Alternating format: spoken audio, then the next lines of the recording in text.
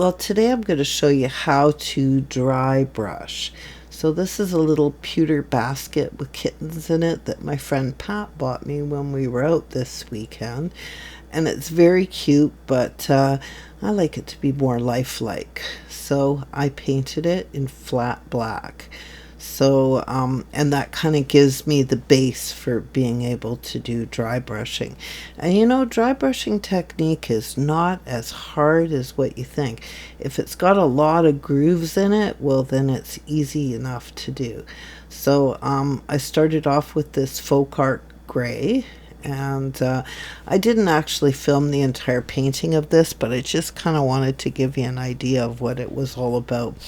And especially if it's something like these kittens have a lot of texture and a lot of fur.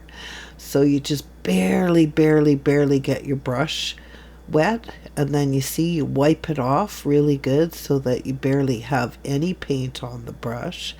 And then you run it across the grain.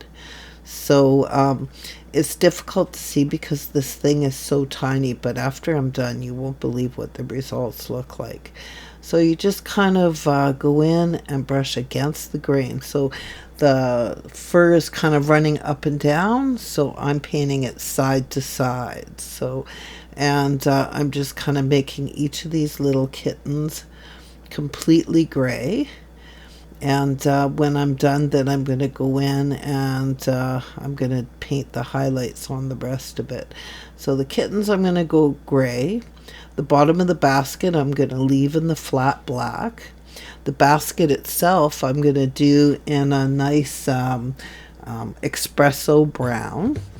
And then one of the kittens actually has a little bow around her neck, so I'm going to make that kind of a pinky reddy color. And then right at the top of the basket, there's a little bow, and I'm going to make that pink and red. So you just take your time. And the whole way that this works is just don't overload your brush. And if you do end up making a oops, no problem. Let it dry and paint it flat black again and then go back over it. Mind you, you don't want to do that too many times because you will lose the detail. But I mean, it's super easy to do this. And when you see something that's been dried brushed and you've never tried it before, you think, ooh, that person is such a good artist. But really, it's so easy. It's like anybody could do this. So I'm just quickly kind of going over it, and see how I keep on wiping my brush off. I just don't want to do it with a heavy hand.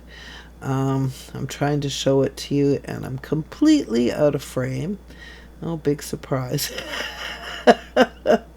So you can see I got a couple little blobs in there that are a little heavier than what I probably should have done, but that's okay. In the end, it's going to work out just fine.